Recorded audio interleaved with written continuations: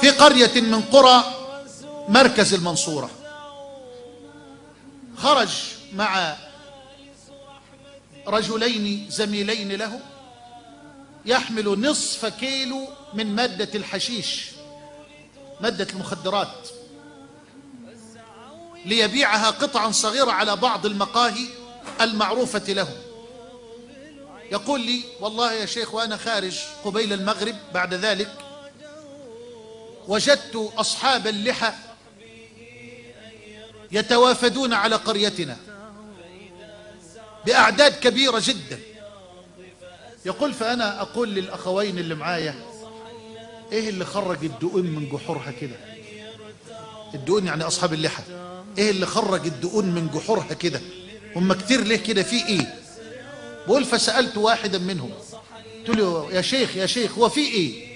انتوا نازلين البلد كده وهتحتلوها ولا إيه؟ في إيه؟ بقول: فقال له: في محاضرة هنا. قال له: يعني إيه محاضرة؟ قال له: درس دين، درس علم. قال له: لمين؟ قال له: الواحد الشيخ محمد حسان. قال له: ده بيبيع إيه؟ قال له: بيبيع علم. بيبيع علم. بقول له: قعدنا نهزأ بيك ونسخر بيك ونسخر بالدقون والمشايخ.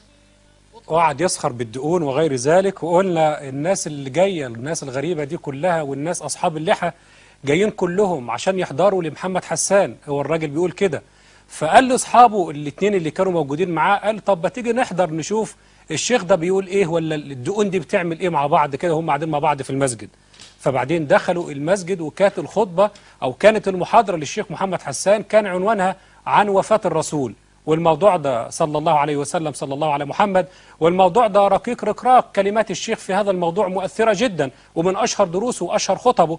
فبعدين لما أذن العشاء، لما تم أذان العشاء، قال للراجل، قال: إن أنا أدخل أتوضى وارفع الجنابة اللي عليا. نكمل مع بعض الشيخ حسان قال إيه.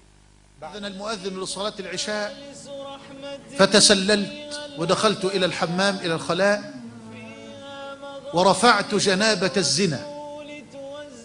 كان مرتكبا لزنا فرفع الجنابة من الزنا، وأخرجت نصف كيلو الحشيش وألقيته في المرحاض البلدي هذا القديم، وألقيته فيه وبكيت وخرجت، لكنني لا أعرف الصلاة، لم أصلي في حياتي قط.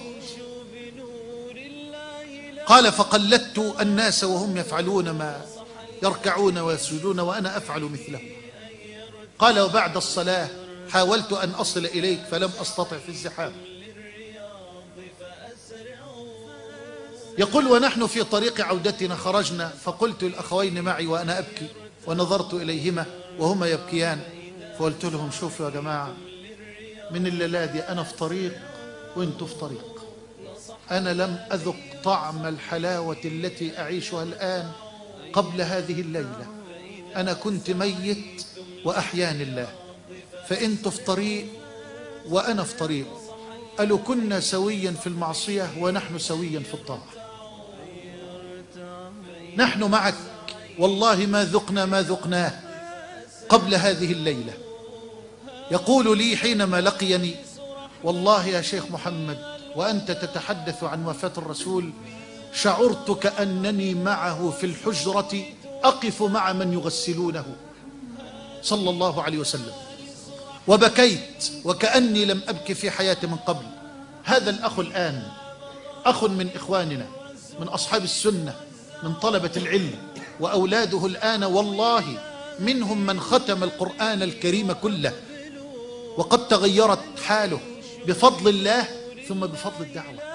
تتراجعوا نصح النبي لصحبه. سبحان الله، هو اللي بيدخن واللي لسه مدمن بعد الكلمات دي، هذا المثال الواقعي، لسه ما خدش القرار، لسه ما قررش مع نفسه زي ما الأستاذ بيوم اتكلم وقال: أنا مجرد ما سمعت حلقة وداعية بيتكلم بيقول بطل سجاير، عشان ربنا، مش عشانك أنت أو عشان فلان أو عشان علان، ده عشان الملك سبحانه وتعالى. لسه برضه